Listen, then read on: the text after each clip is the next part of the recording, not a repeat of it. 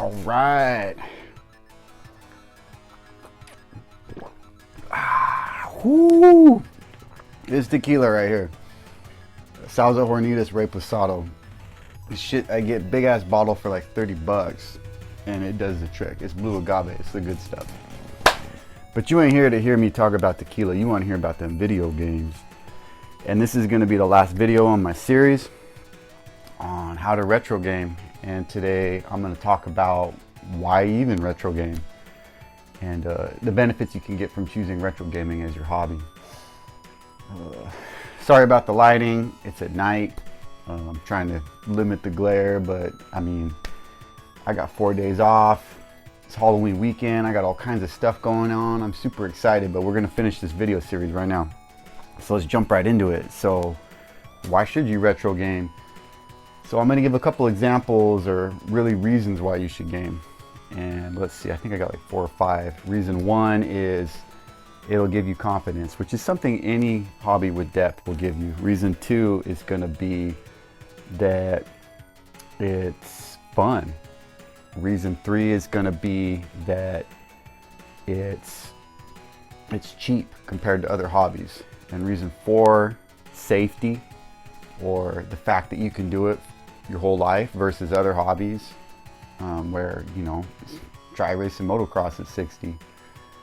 Good luck. So, and then the last reason is going to be kind of just the variety in retro gaming and also the communal aspect of it. So let's jump right in. Reason number 1, any hobby with depth is going to give you self-confidence and pride, and you're going to feel good about it.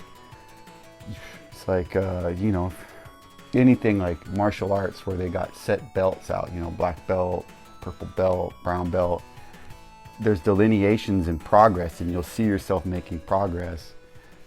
You know, same thing with guitar. There's going to be songs when you start out playing guitar that you can't play, and as you get better and progress, you'll be like, oh, that song I thought was impossible, hey, check it out, now I can play it. Same thing with retro gaming. There's games when you start out, you're like, oh, that's impossible. I'm never going to get a 2-all on an arcade game, or 1 credit clears on arcade games. That's crazy. And, you know, it is crazy when you start, but eventually you can get there. And, you know, having a sense of pride, a sense of accomplishment is huge, man. Like, I mean, it sounds silly that I take pride in the fact that I can beat Battletoads and womp that ass at Street Fighter, but I do. So don't fight it, just embrace it, you know. And I wonder if, like, you know, I gave the guitar example. When guitar started out, did people think that was a silly hobby? And the way I kind of got a chip on my shoulder, I feel like I gotta like validate retro gaming as a serious hobby.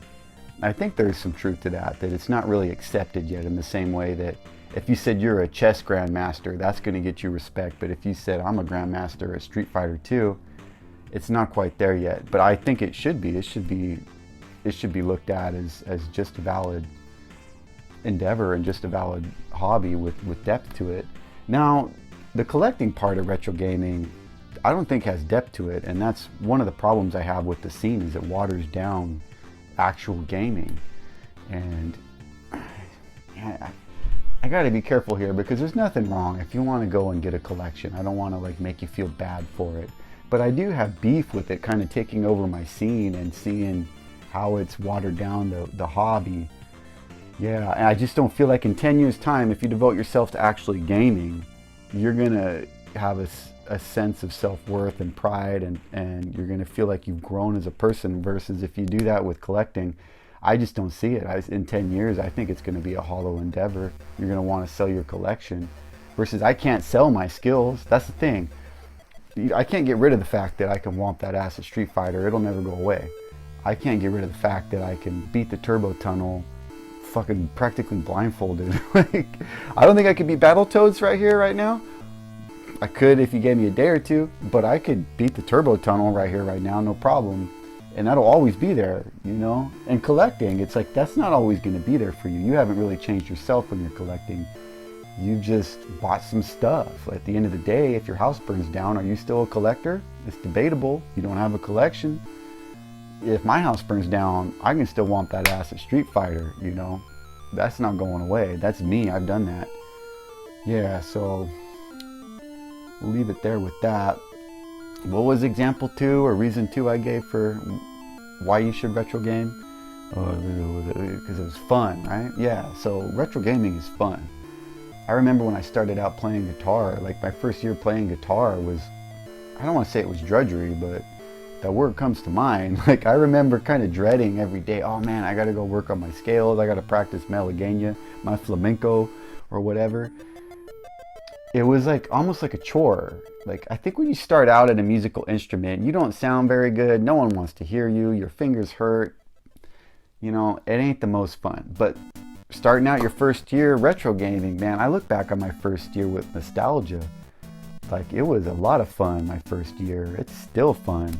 Like my first year, what I set out to do when I got into gaming was I wanted to beat all the games that kicked my ass as a kid. It felt like I was a karate kid and Mr. Miyagi was training me in the martial arts, and I went to my high school and beat up all the bullies. That's how it felt, because I went back and I beat all the games that kicked my ass as a kid my first year. Adventures of Link, Double Dragon NES, Double Dragon 3 NES, Battletoads, Ninja Gaiden, Teenage Mutant Ninja Turtles, I just went through, and all those games that I was like, felt bad I couldn't beat as a kid, I beat them. And that was fun, you know, that was a lot of fun. I remember thinking Wizards and Warriors was a hard game. You know, now it seems silly, but it was back then when I first started. Yeah, retro gaming's fun, man. I look forward to it every weekend. As soon as my daughter goes to bed, 7:30, I can't wait to fire up my games, you know. It's something to look forward to. Yeah, fun. What else is there? Reason 3 was, what was it? Was it money? I can talk about the money part of it, or I can talk about the health part of it. Let's talk about the money part. So, like I talked to in my equipment video, the equipment you need for retro gaming, dude, you can get into retro gaming for like 500 bucks. Excuse me. You can buy a Mister and a Tower PC. I got my Mister right here and my Tower PC and a CRT. That's all you need for life, man. 200 bucks, 300 bucks. I mean, you might look online and guys will say like, what was that? I saw Metal Jesus Rocks talking about the Mister lately, and he was like, oh, 450, 500 bucks. Dude, you don't need to spend that much on the Mister. That's another topic. There's ways you can get into the Mister for less money. Hell, you don't even need 300 on that. You can just play the, you know, TurboGrafx for like 150. But I'm getting sidetracked. I started talking about the Mister, man, and I just fucking want to talk about the Mister. My main point is retro gaming is cheap, bro. Like 200 bucks, 300 bucks. CRT is free right now. I don't know how much longer the free CRTs are going to be around, but 500 bucks, maybe another 100 bucks for like a controller, an SD card, and some bullshit. But $600 and you're set for life. Like, of course, yeah, man, you can go buy a Neo Geo and a fucking flash cart for it for $1,000, but you don't need to do that. You can just be, oh, there's a fly. Nope, missed it. Anyways, you can be set for life on 600 bucks. Yeah, and I mean, there are other cheap hobbies out there, but I mean, hobbies come into mind. My sister, she paints. Them fucking oil paints aren't cheap, guys. Like, she spends more money oil painting than I'm spending on this shit. She don't paint that much anymore, but my dad raced motocross, man. That dude bought like 4 motorcycles I can remember. The Can-Am 250, he had the YZ125, the KDX 200, the fucking DR. You guys don't care about all those motorcycles. Dude bought a bunch of motorcycles and spent thousands of dollars. I don't know, fucking 20 grand, 40 grand on motorcycles.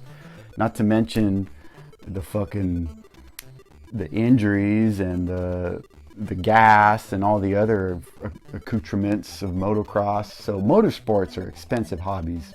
Retro gaming really ain't expensive unless you want it to be, you know. So yeah, it's cheap. It's cheap.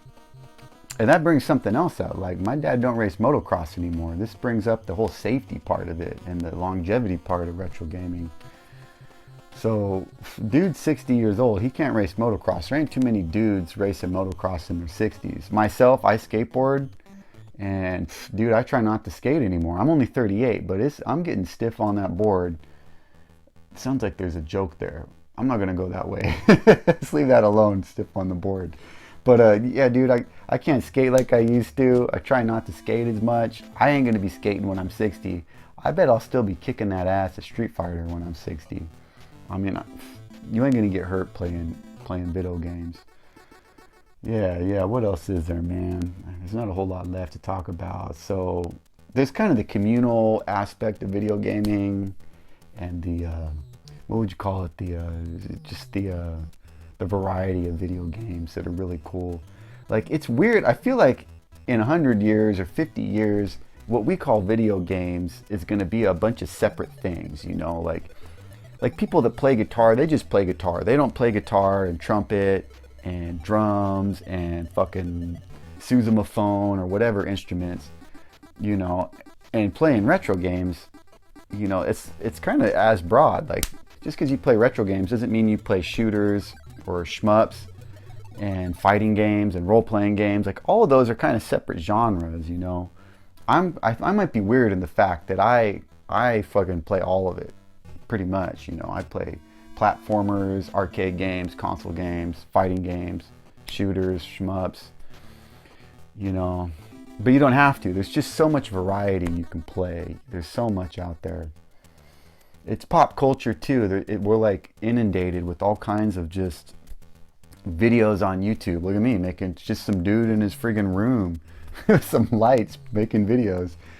It's just CRTs, and you know, there's AVGN. We got guys that are into movies like AVGN just making really cool videos, and there's just so much out there, and it's in our culture. There's movies about it. What was it?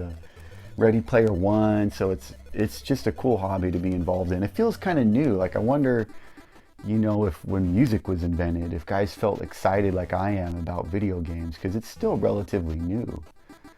Yeah, and it's gonna keep going, guys, you know. And that kind of brings in the communal aspect. Like, it's not just something you have to do by yourself. Like, there's Evo where guys make serious money, like playing, and people are watching, and there's Twitch where people are watching. Like, this hobby's growing.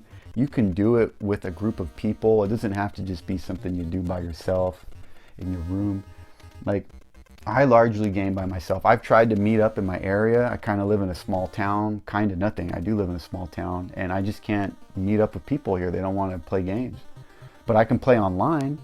You know, if you're in a big city, you can probably meet up if you get into fighting games or shooters, and meet up with people if you're in LA or New York or something. There's people meeting up and doing that in arcades and local meetups. But even if you can't do that, you can be like me. I play on Fightcade too.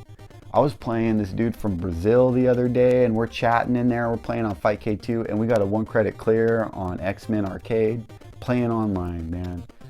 There's a lot of fucking cool Fightcade online playing going on for retro games right now. Yeah, so it's communal. It's not something you gotta do by yourself. You can local meet up. You can make videos, watch other people's gameplay and talk videos. Shout out to Gameplay and Talk. That's a YouTube channel that's really cool. Watching his videos where he plays through games and he talks about them as he play them, it makes me, you know, feel like I did back when I was a little dude, like hanging couch co-op. And I had this buddy Blake who's a video game genius, and I used to just fucking watch him play and ask him what he was doing. I feel like I get that from watching this dude on YouTube, Gameplay and Talk. And yeah, man, he's cool. You'll get in his, you know, go to his channel and you can chat with him on there, send him messages, he'll get back to you. So there's a communal aspect to it, man. It's cool, man. Video games are fucking cool. Quit listening to this old dude talk about games. Go out there and beat some hard games.